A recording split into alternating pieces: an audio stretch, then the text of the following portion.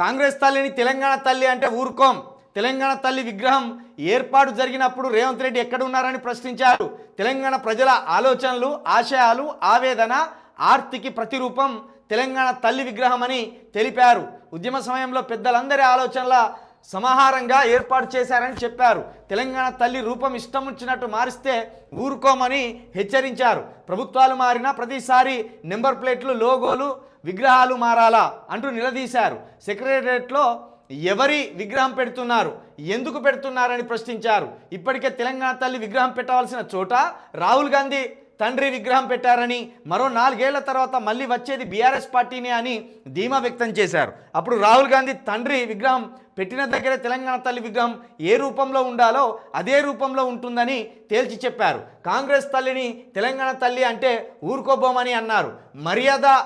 మర్యాద అడుక్కుంటే వచ్చేది కాదని, ఒకరికొకరు ఇచ్చిపుచ్చుకునేదని అన్నారు. సీఎం రేవంత్ రెడ్డి నోరు మారితే, మాట మారితే కేసీఆర్ని గౌరవిస్తే తప్పకుండా పదవిని, సీఎం స్థాయిని గౌరవిస్తామని తెలిపారు. అలా కాదని కారు కూతలు కూస్తే తమ ఒకటికి 10 మాటలు అంటామని కేటీఆర్ హెచ్చరించారు. నిజానికి రేవంత్ రెడ్డి గారి గౌరవాన్ని రేవంత్ రెడ్డి గారే పోగొట్టుకుంటున్నారు. ప్రతిపక్ష నాయకుడికి, అదేవిధంగా తెలంగాణ తొలి ముఖ్యమంత్రి, ఆయన ఉద్యమకారుడు, ఆయనను ఒట్టిగానే రోజు తిడతాడు.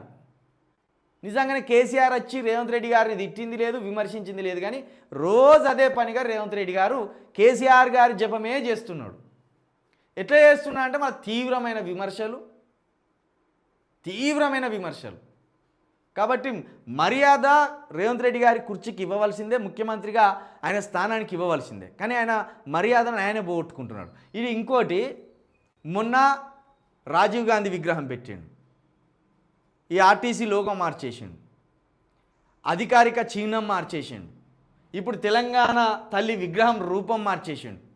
ఇట్లా ఒక్కొక్కటిగా మార్చేసి రేపు తెలంగాణ రాష్ట్రమే వద్దిగా తెలంగాణను ఆంధ్రాలో కలిపేద్దాం, మళ్ళీ చంద్రబాబు నాయుడు ఇటు వచ్చి ముఖ్యమంత్రిగా ఉంటే బాగుంటుందేమో అనే కాడికి మరి తీసుకొస్తారేమో రేవంత్ రెడ్డి గారు. ఇన్ని మార్చుకుంటూ పోతున్నారు కదా, మరి తీసుకొస్తారేమో. పేర్లు మార్చడానికి, రూపాలు మార్చడానికి, తిట్టడానికి మిమ్మల్ని ముఖ్యమంత్రిగా ఈ రాష్ట్ర ప్రజలు ఎన్నుకున్నది దీనికోసం కాదు కదా. కాబట్టి రూపాలు మారుస్తేనో, పేర్లు మారుస్తేనో, తిడితేనో మీరు ఉత్తమ ముఖ్యమంత్రి కారు. మీ చేతిలో చాలా పెద్ద బాధ్యతను పెట్టిండ్రు తెలంగాణ ప్రజలు కావచ్చు, అక్కడ మీ కాంగ్రెస్ అధిష్టానం కావచ్చు. ఆ బాధ్యతలను విస్మరిస్తూ తిట్టడమే ప్రధానంగా గత ప్రభుత్వం పెట్టిన పేర్లను మార్చుకుంటా, రూపాన్ని మార్చుకుంటా టైంపాస్ చేసే వ్యవహారం చేయకండి. ఇది ఖచ్చితంగా మీకు చెడే జరుగుతుంది. ఇట్లా చేస్తే ముఖ్యమంత్రిగా మీకు చెడ్డ పేరే వస్తుంది.